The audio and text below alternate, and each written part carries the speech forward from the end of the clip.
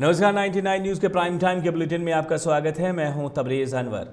झारखंड में कोरोना संक्रमण के बढ़ते मामलों के मद्देनज़र हेमंत सरकार ने कई पाबंदियां लगाई हैं। आपदा प्रबंधन की बैठक में तय किया गया है कि राज्य में stadium, park, gym, swimming pool, पर्यटक स्थल अगले आदेश तक बंद रहेंगे। शिक्षण संस्थान अगले आदेश तक भी बंद रहेंगे।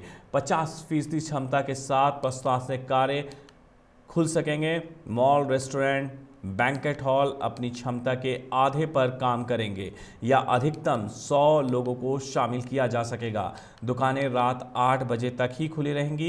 दवा दुकान, बार, रेस्टोरेंट पहले की तरह खुले रहेंगे। धार्मिक स्थलों पर पहले का आदेश लागू रहेगा।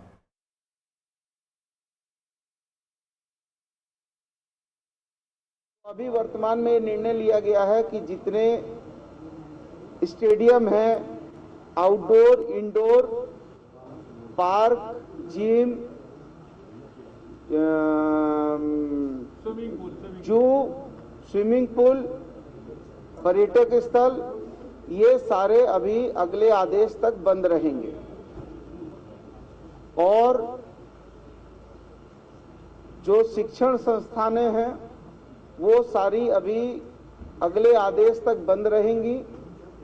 केवल वो लोग अपने 50% प्रशासनिक कार्य को कर सकेंगे।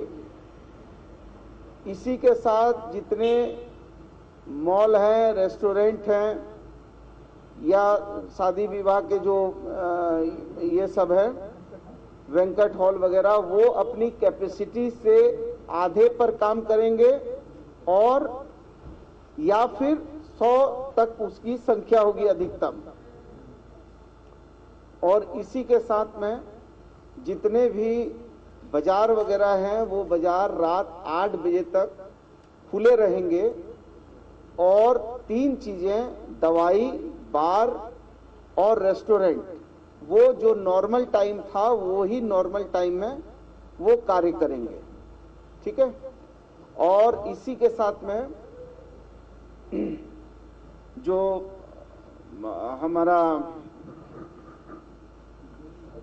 सरकारी और निजी जितने संस्थान हैं, ये 50% कैपेसिटी पर काम करेंगे और बायोमेट्रिक सिस्टम बंद रहेगा। ठीक है। नाइट कर्फ्यू पर अभी कोई हम लोगों ने निर्णय नहीं किया है। हाट बाजार और ये जो है वो डिस्टेंसिंग के साथ जो है वो चालू रहेंगे।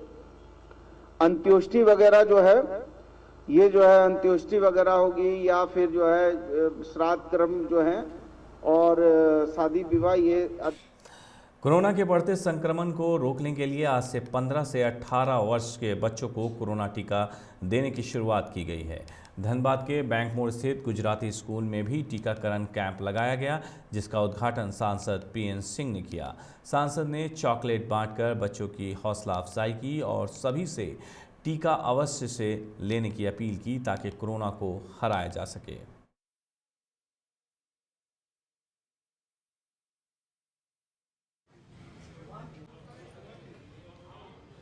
कोरोना का यह तीसरा चरण प्रारंभ हो गया है और इसको रोकने के लिए पुनः पुराने तरीका से हम लोग प्रोटोकॉल का पालन करें, चाहे मास्क पहनने का हो, सोशल डिस्टेंसिंग का हो या हाथ धोने का हो। और यह तीसरे चरण में खासकर कम उम्र वाले को प्रभावित करने वाला है। इसके लिए प्रधानमंत्री माननीय नरेंद्र मोदी जी ने बहुत सराहनीय कदम उठाया कि 15 से 18 वर्ष के नवयुवकों को भी हम टीकाकरण करेंगे और इसका आज शुभारंभ हो रहा है। अखिल भारतीय विद्यार्थी परिषद के धनबाद जिला संयोजक अंशु तिवारी, प्रदेश कार्यकारिणी सदस्य अभिषेक चक्रवर्ती और पूर्व बलियापुर नगर मंत्री अभिजीत चक्रवर्ती की उपस्थिति में एबीवीपी के बलियापुर नगर इकाई और आरएसपी कॉलेज इकाई का पुनर्गठन किया गया। जिसमें सुधांशु प्रसाद गुप्ता को नगर मंत्री, शुभम चंद्रा, अंकित कुमार और राम मोदक को नगर सह मंत्री, राहुल मिश्रा को नगर मीडिया प्रभारी बनाया गया, जबकि दीपक सिंह को आरएसपी कॉलेज का अध्यक्ष और सन्नी कुमार सूरज सिंह को कॉलेज उपाध्यक्ष बनाया गया। वहीं अखिल भारतीय विद्यार्थी परिषद के जिला संयोजक अंशु तिवारी ने बलियापुर नगर इकाई और आरएसपी कॉलेज इकाई के सभी कार्यकर्ताओं को बधाई दी।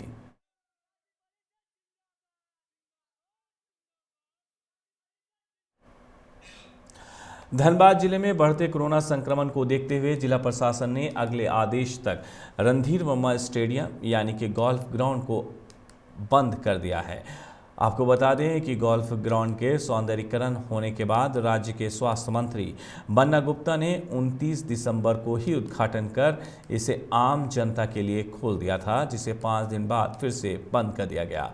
आज सुबह इसलिए नहीं खोला क्योंकि नगर निगम की ओर से अभी तक इसकी रसीद प्रिंट नहीं कराई जा सकी थी।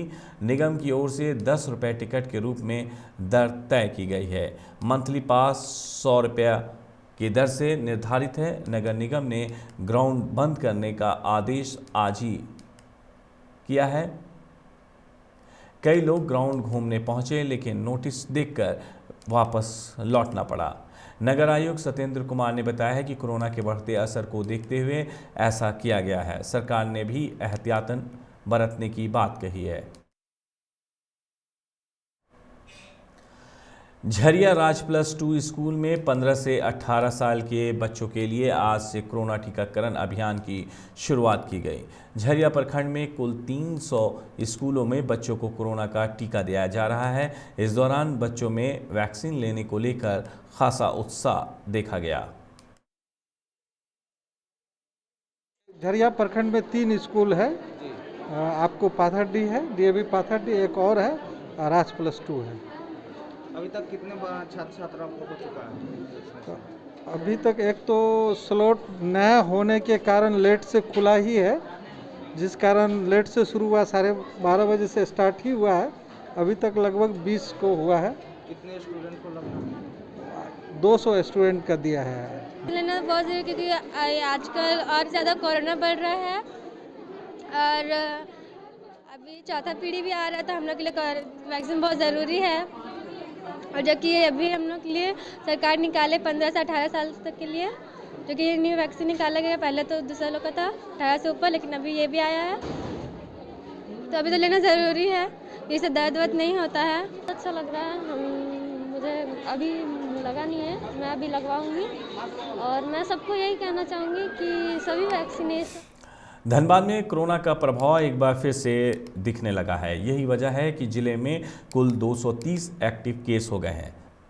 रविवार को भी 110 नए कोरोना पॉजिटिव मिले थे। वहीं अब तक जीनोम सीक्वेंसिंग रिपोर्ट नहीं आने के कारण नए वेरिएंट ओमिक्रॉन की पुष्टि नहीं की जा रही है। वहीं आज से धनबाद में 15 से 18 वर्ष के किशोरों के लिए भी वैक्सीनेशन शुरू कर दिया गया है। आज पहले दिन 5000 युवाओं को वैक्सीन देने का लक्ष्य रखा गया, जिसके लिए कई वैक्सीनेशन सेंटर भी खोले गए। सिविल सर्जन श्याम किशोर कांत ने कहा है कि टीकाकरण का काम आज से शुरू हो गया है। प्रत्येक यूनियन को 200 वैक्सीनेशन का लक्ष्य दिया गया है।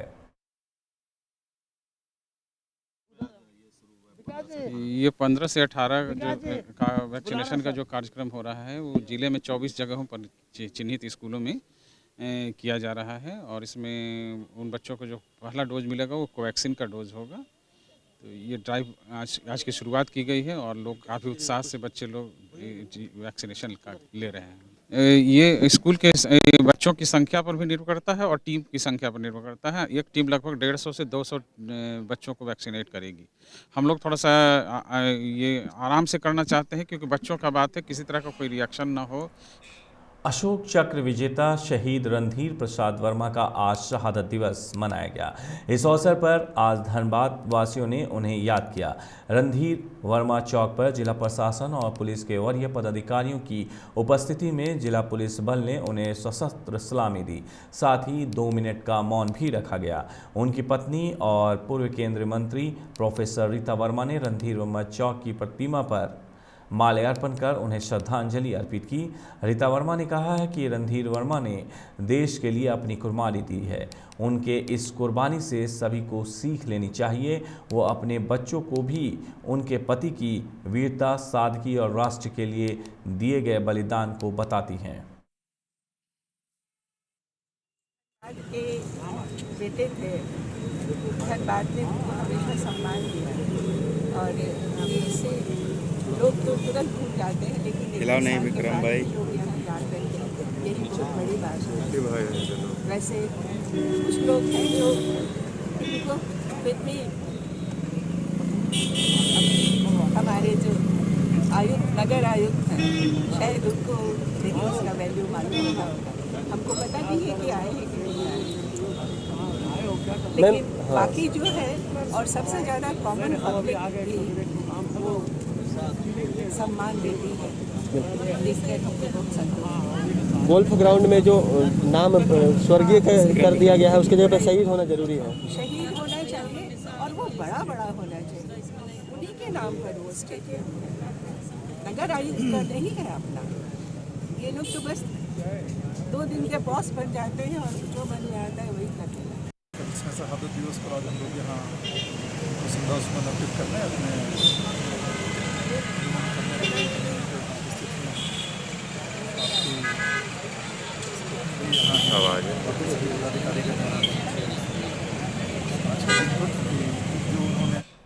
धनबाद रेलवे ने आज पांडलपाड़ा वासेपुर में रेल ट्रैक के किनारे अतिक्रमण हटाओ अभियान चलाया। इस दौरान भारी संख्या में आरपीएफ जवान और अधिकारी मौजूद रहे। कई अवैध निर्माण को जेसीबी से हटाया गया। वहीं रेलवे के अतिक्रमण मुक्त अभियान से लोगों में रोष भी दिखा। उनका कहना है कि हम वर्षों से यहाँ रह रहे हैं, अब अचानक से कहाँ जाएंगे। आपको बता दें कि रेलवे ने पहले ही रेलवे ट्रैक के किनारे अवैध कब्जा कर रहे लोगों को जगह खाली करने की चेतावनी दी थी, जिसके बाद से रेलवे के इस नोटिस का विरोध कर रहे हैं। वहां मौजूद रहे अधिकारियों ने इस मामले में कुछ भी बोलने से बचते रहे। हम लोग को रेलवे द्वारा से कोई आपत्ति नहीं, उनकी संपत्ति हम लोग खाली कर दे बजाय करम। आज का टाइम है, हम लोग काम कर रहे हैं। हम स्टेटमेंट नहीं देंगे, आप पीआरओ से पूछ सकते हैं, अपने से बना के लोगों को जैसे सूचना मिली थी 23 तारीख को, आप लोग यहाँ से मोहल्ले में रेलवे लाइन के एरिया में जितना उसका एरिया पड़ता है रेल विभाग का, वहाँ से आप खाली कर दें। इसीलिए ये अभियान में इन लोग सारे लोग सहयोग भी कर रहे हैं कि भाई हमारे एरिया में अगर आपकी जो ज़मीन है तो कुरैशी मोहल्ले में, कसाई मोहल्ला जिसको बोलते हैं, आप उसको अच्छे से अपना सुविधा अनुसार जितनी आवश्यकता है आपको वो ले लें।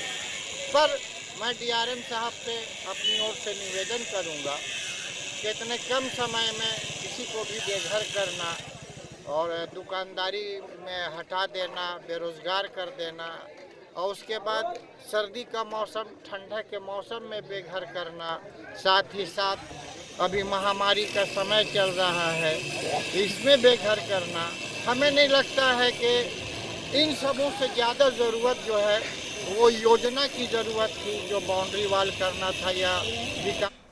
गिरिडीह के तीसरी प्रखंड में आज से 15 से 18 साल के बच्चों के लिए टीकाकरण अभियान की शुरुआत कर दी गई, जिसके तहत तीसरी +2 विद्यालय में भी बच्चों का टीकाकरण किया गया, जहां सैकड़ों बच्चों को वैक्सीन का पहला डोज लगाया गया। इस मौके पर बीईओ जमालुद्दीन घनश्याम गोस्वामी, तीसरी स्वास्थ्य विभाग से रितेश कुमार, परवीन कुमार, एएनएम कविता कृष्णमूर्ति, यूनिसेफ स्कूल के प्रथम कोऑर्डिनेटर विलियम जैकब, चेतन विकास, शैली हेम्ब्रम मौजूद रहीं। कोविड महामारी के बचाव के लिए बढ़िया कदम है। इसमें 15 से 18 साल के लोगों को कोविड दिया जा रहा है कि हम कोविड से अच्छी तरह लड़ाई करें और हम इस कोविड से विजय पाएंगे। इसमें लोगों को कोविड अनुरूप जो प्रोटोकॉल है। कोरोना टीकाकरण को बढ़ावा देने के लिए आज बालूमाथ अंचल अधिकारी आफ्ताब आलम के नेतृत्व में पद यात्रा निकाली गई। बालूमाथ प्रखंड कार्यालय से निकली ये यात्रा शहीद चौक, थाना चौक, बाजार टांग, गालिब कॉलोनी, टमटम टोला चौक सहित विभिन्न इलाकों में पहुंची और लोगों को टीका लेने के लिए जागरूक किया। साथ ही सभी दुकानदारों और राहगीरों से मास्क लगाकर घर से निकलने की अपील भी की गई।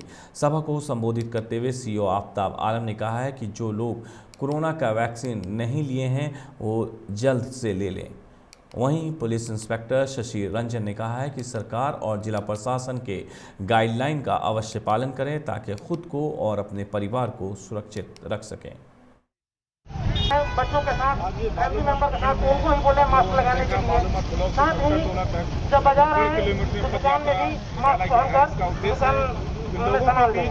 साथ ही साथ यहाँ उपस्थित सभी दुकानदार भाइयों से मेरा आग्रह है कि सामान तभी दें जब कस्टमर मास्क पहनकर आपकी दुकान पर आए।